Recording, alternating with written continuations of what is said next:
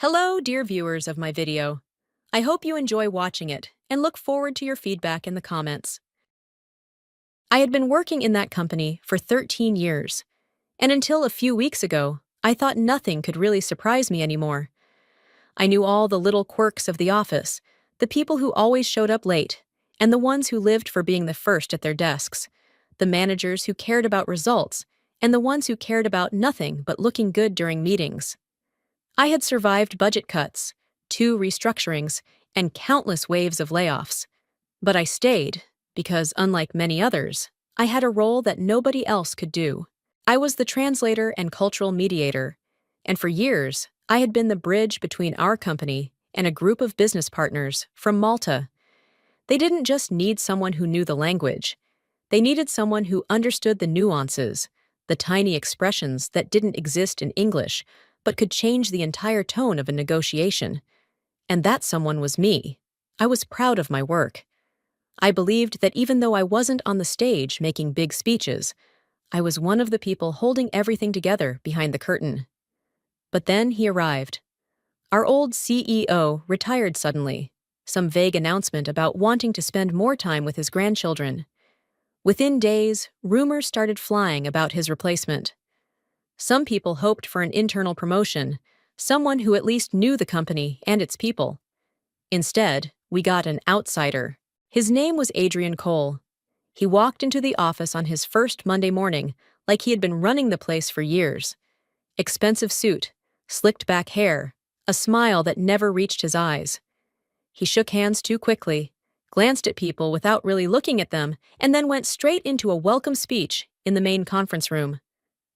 "From today," he said, his voice full of false confidence, "we're not just another company in this industry. We're going to be the company." The words were big, but the way he spoke made it sound like a threat instead of inspiration. People glanced at each other, unsure whether to clap or stay silent. I clapped politely, though my stomach twisted.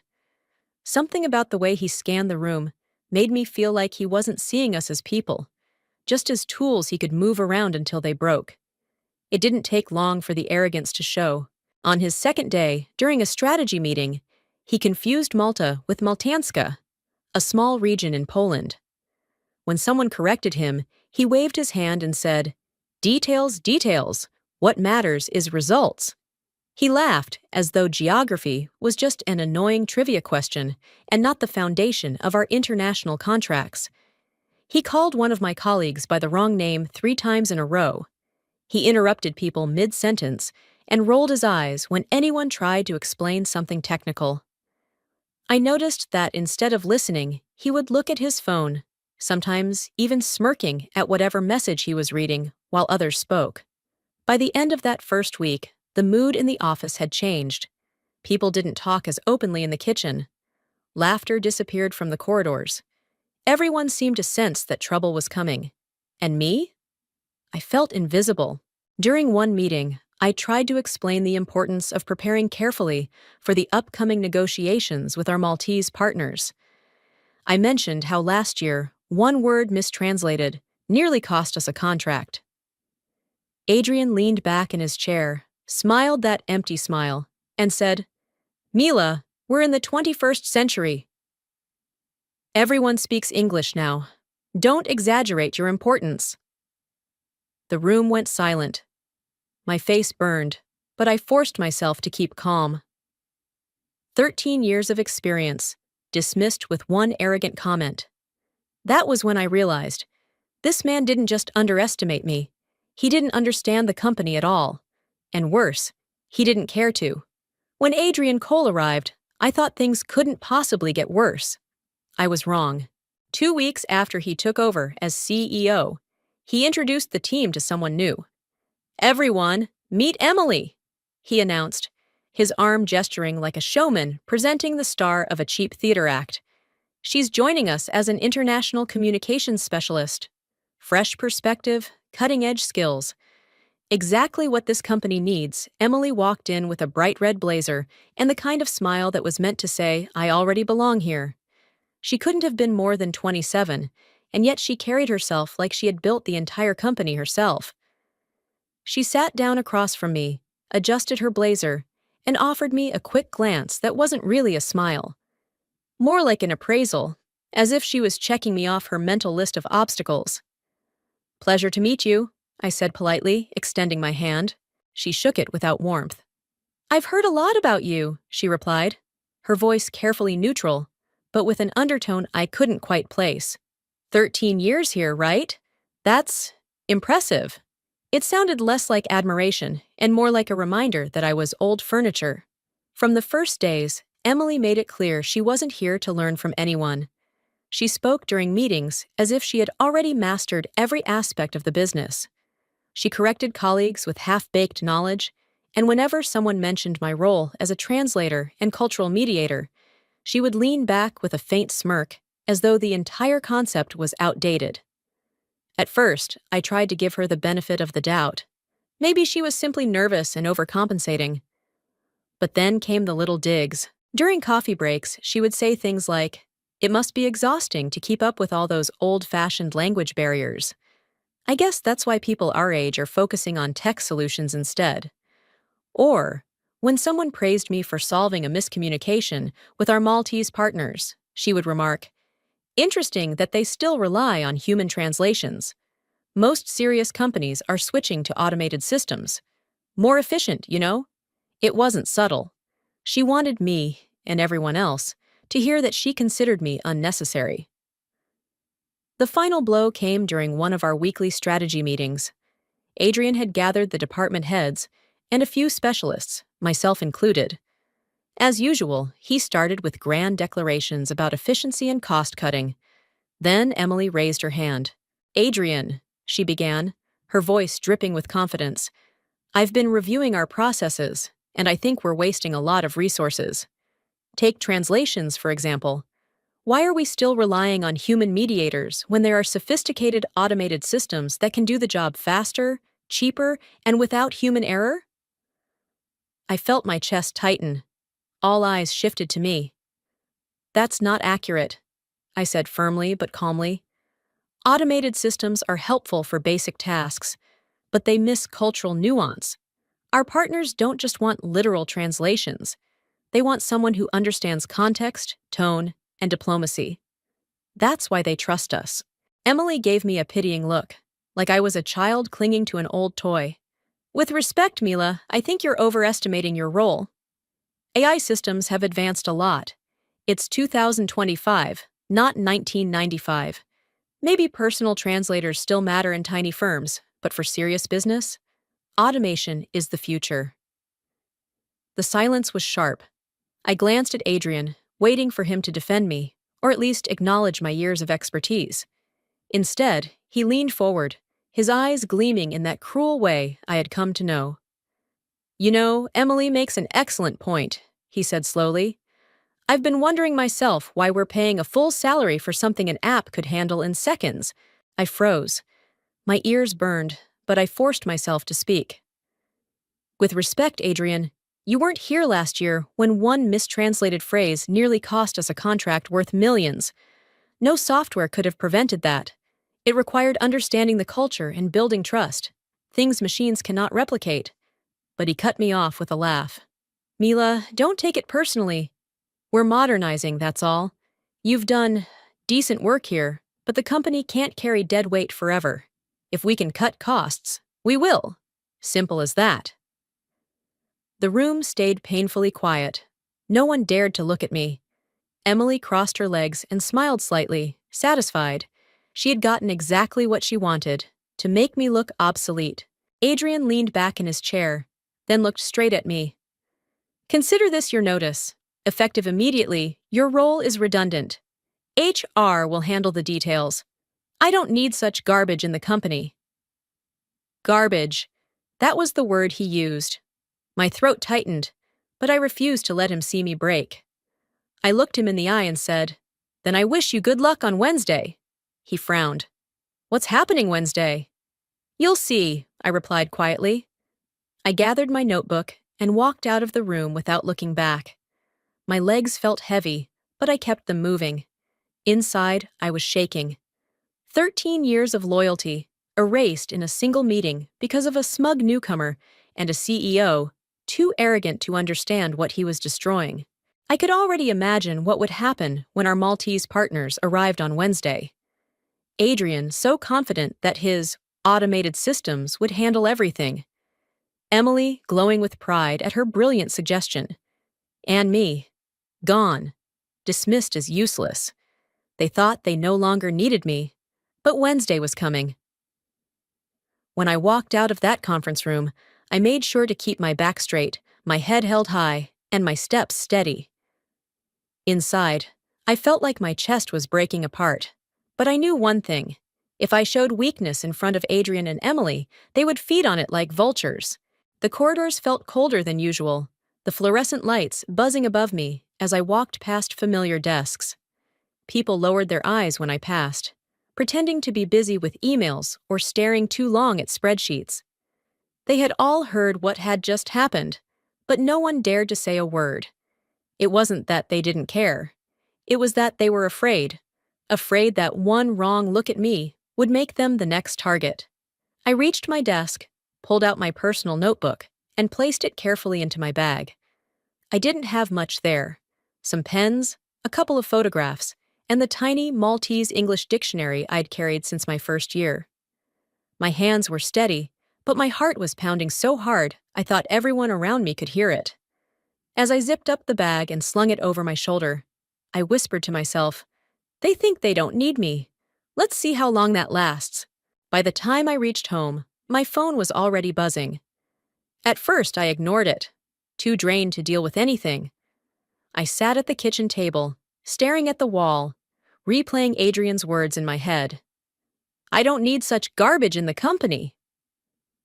Every time I thought about it, the humiliation burned deeper. 13 years reduced to one cruel sentence. But then I glanced at my phone, a message from Mark, one of the project managers, who had always treated me with respect. "Mark, Mila, you won't believe this. The partners are here. It's a disaster already," I frowned, my breath catching. A second message came right after. "Mark, they asked for you the moment they walked in. Adrian told them you're no longer with us." The look on their faces. Mila, I swear, they were furious. I put the phone down and pressed my palms against my eyes. Exactly as I had predicted, the Maltese didn't like surprises. They valued relationships, loyalty, and continuity. To them, dismissing me wasn't just a staffing decision. It was an insult, another vibration. This time it was from Anna, my closest friend at work. Anna. "They don't trust Emily." She tried to greet them, but it was embarrassing. Her pronunciation is terrible, and she kept smiling like it was some casual social call. They cut her off mid-sentence. A bitter laugh escaped my throat. I had warned them, over and over, that nuance mattered more than literal words. But Adrian and Emily had brushed me aside. And now, the very people they needed most were slipping through their fingers. As the evening went on, the messages kept coming. "Mark, Emily just told the partners she could use a live translation app for the negotiations." One of them actually laughed. He said, "If this is how you respect us, perhaps we are in the wrong place." Adrian's face turned red. "Anna, they keep asking why you're not there." Adrian tries to dodge the question, but it's making things worse. "Lucas, from finance. I can't believe it, Mila. First meeting is basically ruined." They cut it short after 30 minutes. No agreements, no progress, just tension. I read each message slowly, my chest tightening, not from sadness, but from a strange mixture of vindication and sorrow. Part of me wanted to scream, "See? This is what happens when you don't listen to me." But another part of me just felt heavy, because I had loved this work. I had cared about these relationships. Watching them crumble because of Adrian's arrogance was painful, even if it wasn't my fault. The next morning, I woke up earlier than usual. For the first time in 13 years, I had nowhere to go, no emails to check, no contracts to prepare. The silence of my apartment felt unnatural, but then my phone lit up again. Anna. Day 2. Even worse. They refused to sit down with Emily. They asked for you by name, Mila. Adrian tried to cover, saying you weren't available. They weren't having it. Mark. One of the partners told Adrian, without Mila, there is no deal. The whole room went silent. He tried to laugh it off, but they weren't joking. I stared at the messages, unable to decide whether to feel proud or broken. Proud that my years of work had meant so much, but broken that Adrian had to learn it this way, through failure instead of trust.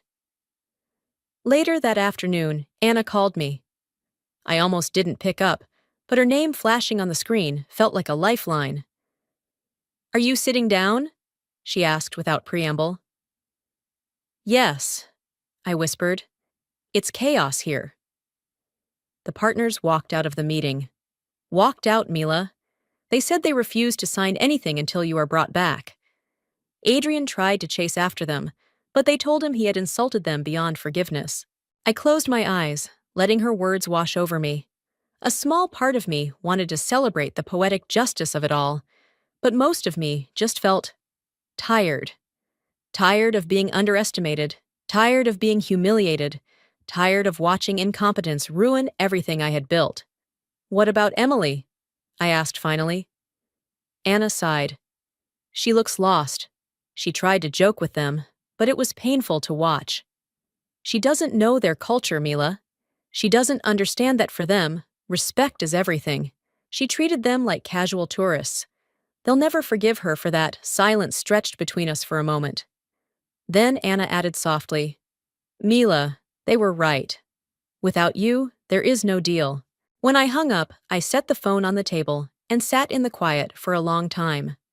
I thought about the years I had given to that company, the late nights, the endless flights, the constant effort to bridge cultures and keep fragile relationships alive. Adrian had dismissed all of it with one arrogant decision, and now he was watching his empire crumble. I didn't need to do anything. The damage was unfolding on its own. For the first time in days, I let myself smile. Because I knew. This was only the beginning. For 2 days, I lived in a strange fog. My phone kept buzzing with fragments of chaos from the office, but I tried to keep some distance. I needed to breathe, to recover from the humiliation. But every time I closed my eyes, I saw Adrian's smug face as he dismissed me, and Emily's satisfied smile when she thought she had replaced me. On the third morning, I woke up to a message from Anna. "Anna, looks like they signed something. Adrian is celebrating. Emily's acting like a star. Everyone is pretending the crisis is over." My stomach twisted. Signed something, I thought. It was impossible. The Maltese had been furious. They had demanded me back. How could they have agreed to a deal without me? Another message came shortly after, this time from Lucas in finance. "Lucas, management just announced the contract is finalized. They're opening champagne. But, honestly, Mila, the whole thing feels rushed." Too rushed, I put the phone down and stared at the ceiling. A wave of sadness washed over me.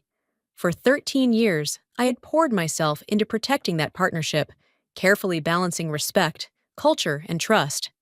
And now, they had signed a piece of paper without me, as though I had never existed. I wanted to believe it would all collapse immediately, but a darker thought crept in. What if it doesn't? What if they really can replace me? The idea cut deeper than any insult Adrian had thrown at me. For a few days, the office buzzed with forced optimism. Photos circulated on the internal channels. Adrian shaking hands with the Maltese delegation.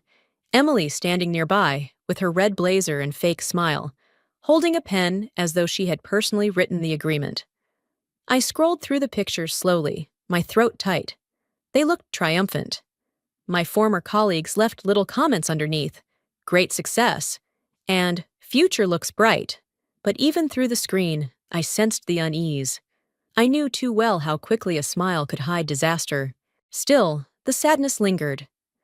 I sat at my kitchen table, sipping lukewarm tea, wondering if I had been wrong. Maybe my work really didn't matter. Maybe all those years of careful communication had been a waste. But then, a week later, Lucas called me. "Mila," he said, his voice tense. "You need to hear this." "What is it?" He hesitated. The contract. It's a mess. A complete disaster. My heart skipped.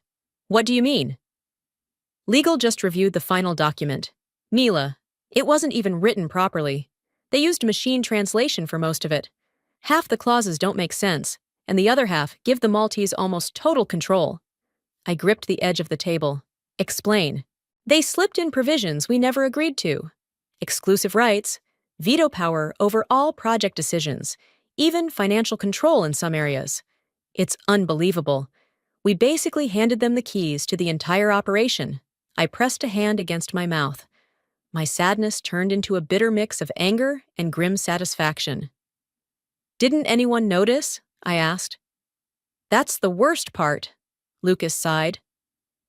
Emily insisted the document was fine. She told Adrian the translation software was state-of-the-art. Nobody wanted to contradict her. So we signed without double-checking. For a moment, I couldn't speak. 13 years of warnings.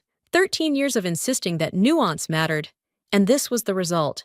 A contract that gave away everything. That evening, Anna came over with a bottle of cheap wine and 2 glasses. We sat on my couch, the city lights flickering through the window as she filled in the rest of the story.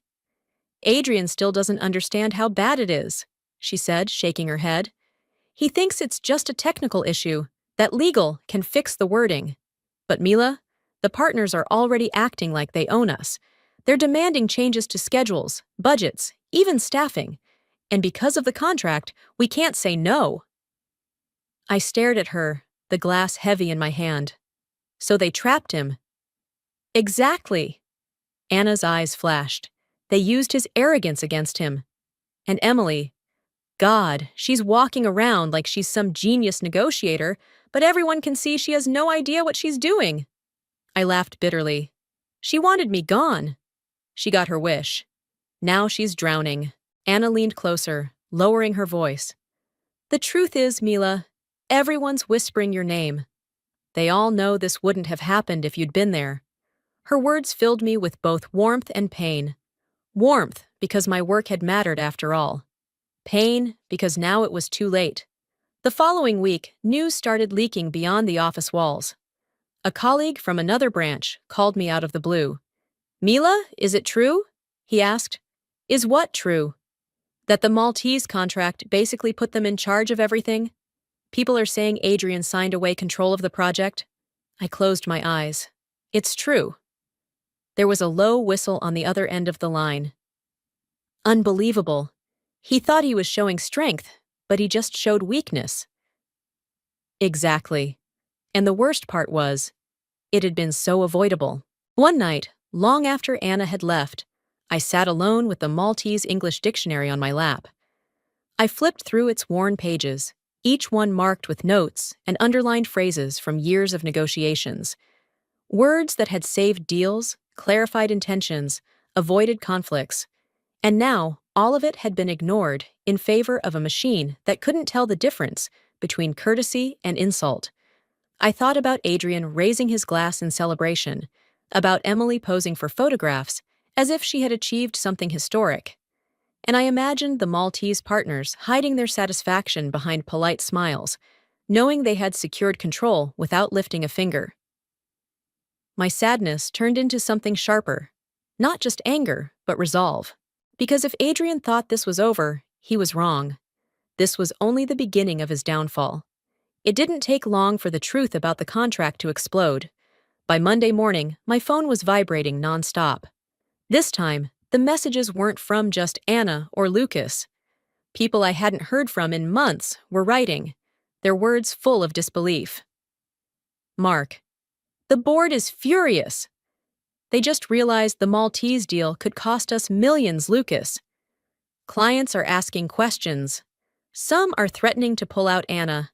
Panic everywhere. People are whispering your name like it's a forbidden word. I sat in my kitchen, staring at the screen, feeling both vindicated and strangely hollow. For so long, I had been the quiet backbone of those negotiations, and now that I was gone, the structure was collapsing. At the office, things were even worse than I imagined. Anna called me during her lunch break, whispering like she was afraid someone would overhear. Mila, you wouldn't believe it. The Maltese partners have already sent a letter refusing to renegotiate. They're pointing to the contract Adrian signed.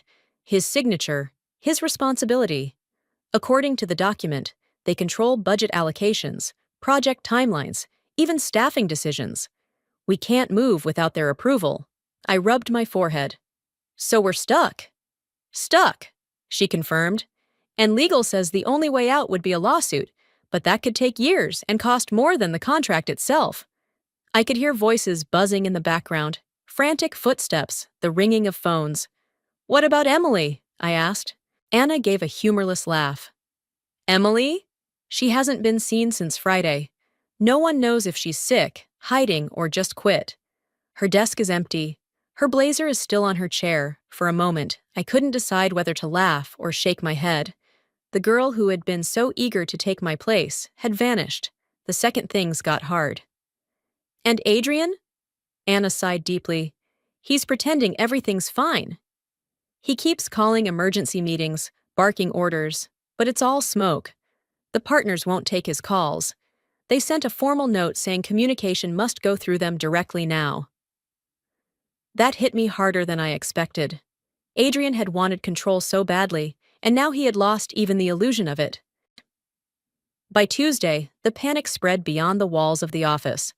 Clients started calling me, not the company. Somehow, word had gotten out that I was no longer there, and they connected the dots. One client, a man I'd helped through a delicate cross-border deal years ago, sounded furious. Mila, what happened over there? Why didn't anyone tell us you left? We trusted you. Now we hear they signed some nonsense that could ruin operations for half the region. I wish I had an answer, I admitted softly, but I wasn't part of it. Exactly, he snapped.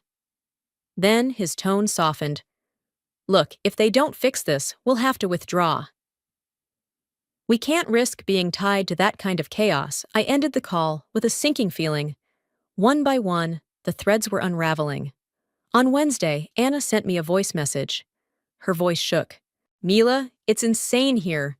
People are crying in the bathrooms. Projects are frozen because the Maltese are demanding approval for everything. Internal documents are locked. We can't even send a draft proposal without their sign-off. And Adrian, oh Mila, he's shouting in the corridors.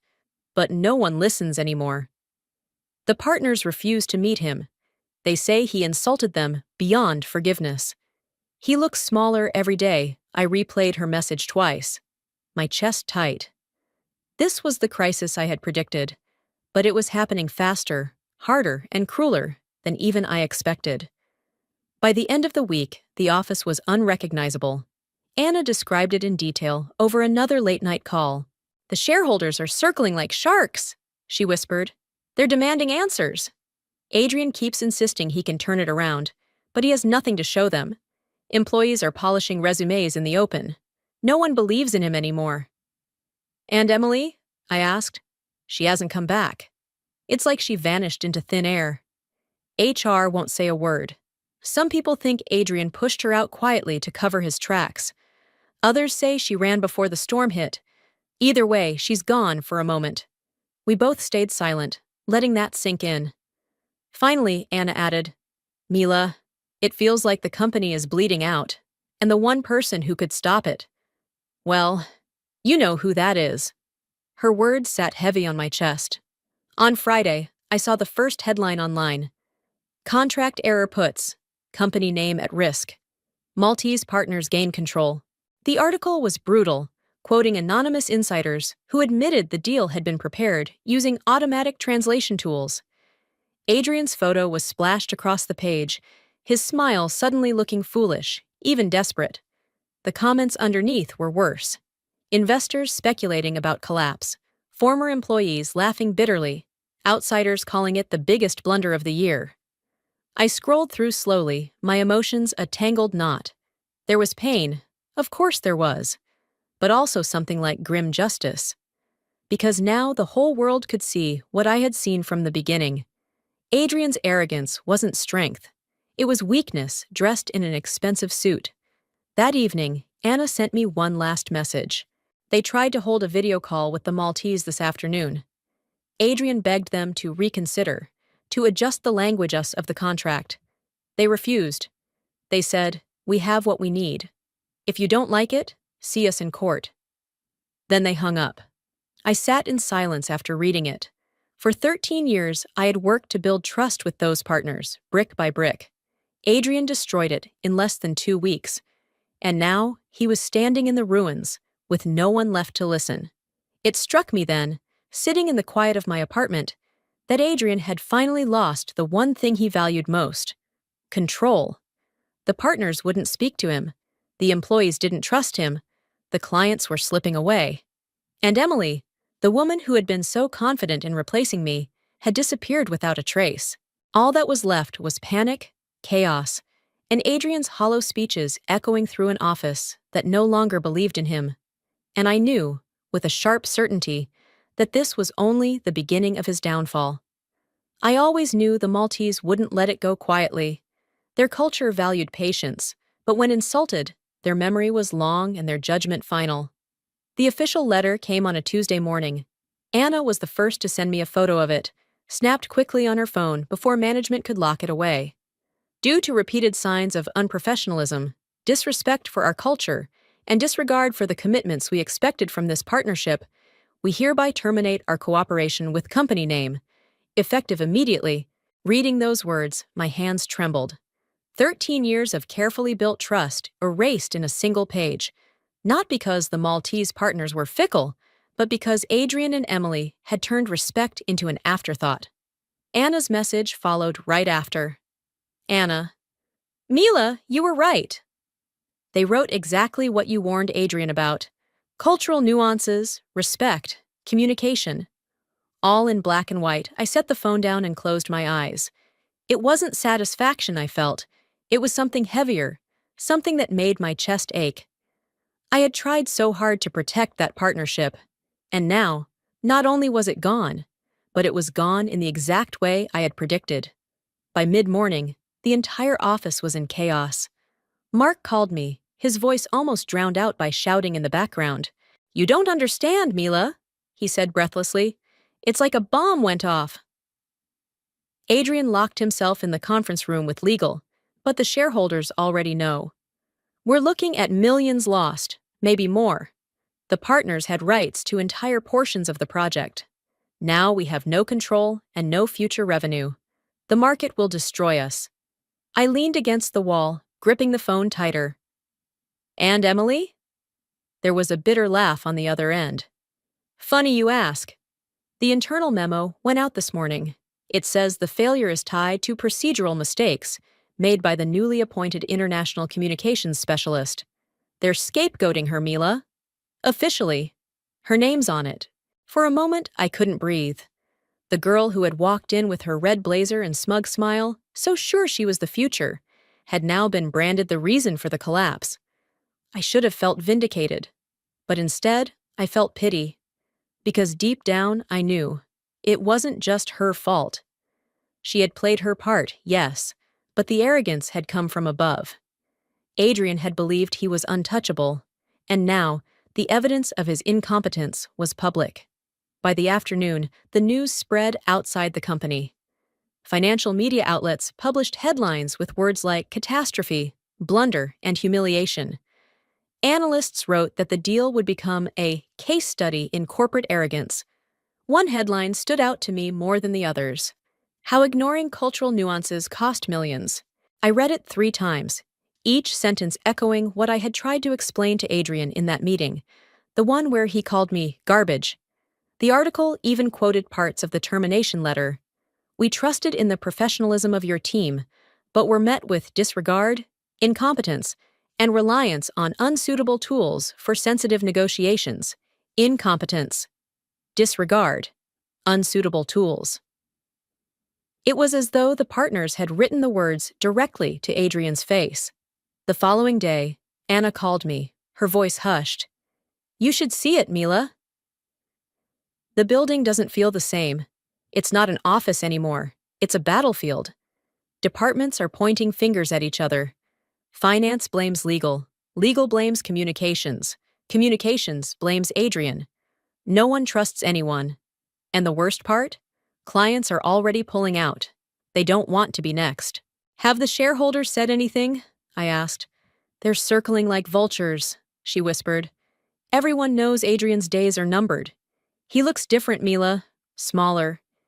He walks down the corridor, and people don't even greet him. They just look at him like he's already gone. Her words painted a picture so vivid I almost saw it.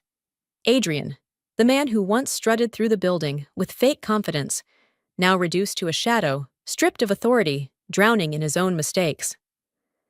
Later that week, Lucas sent me a confidential screenshot from an internal report. At the very top, in bold letters, it read, "Primary cause of contract failure, replacement of experienced cultural mediator with automated tools." Below that, the conclusion was clear.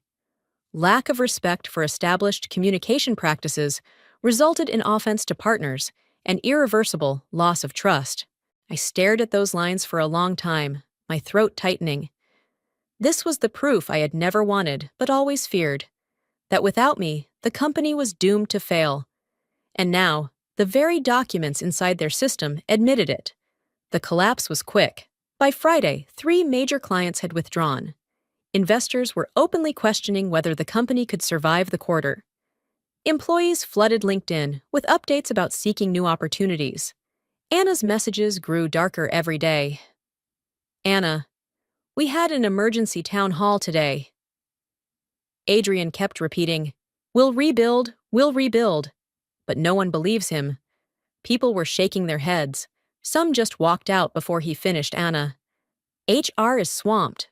Resignations everywhere. Some departments can't function anymore. Anna. It feels like the end, Mila. The company we knew, it's gone. That night, I sat in my apartment with the Maltese English dictionary in my hands.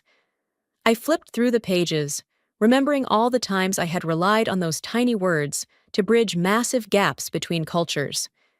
And then, I remembered Adrian's voice in that meeting, cold and dismissive.